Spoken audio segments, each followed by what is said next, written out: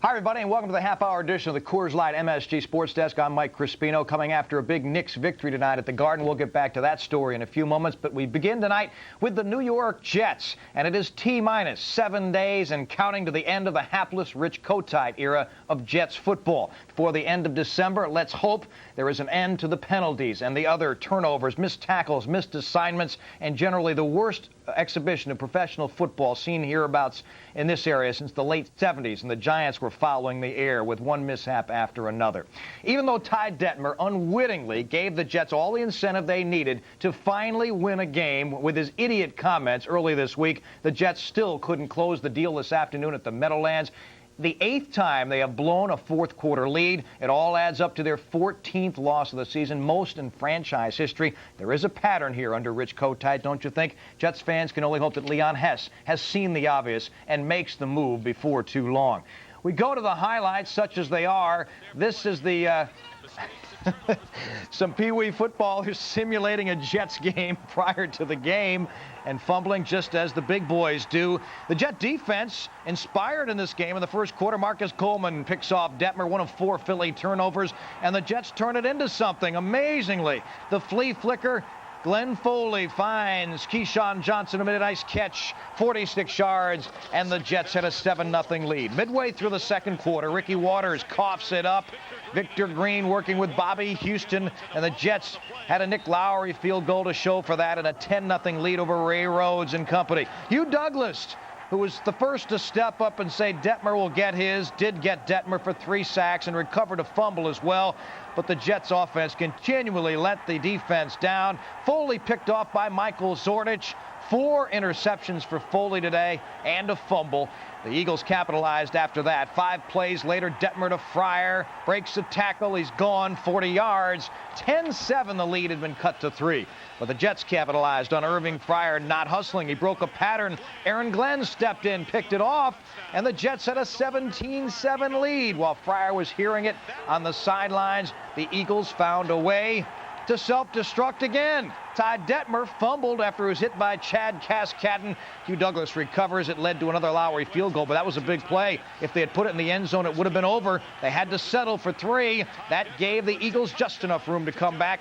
Detmer hit Chris T. Jones 20-14 in the 4th. The bagheads came out. Weren't very many, as a lot of people chose to stay away. And Zordich made an interception on the very next Jet possession that set up, again, the Eagles with a chance to win, and the post pattern perfectly thrown from Detmer to Irving Fryer. That was the difference. 21-20, and one final interception by Foley ended it for good as the Eagles moved to 9-6. The Jets dropped to 1-14, and we heard from Rich Kotite the second to last time he would summarize his pitiful Jets and their performance. I mean, it was just complete opposites. Offensively, we were, and that defensively, I thought we played unbelievable. Just can't understand 5 turnovers, and this is not once, this is the whole season.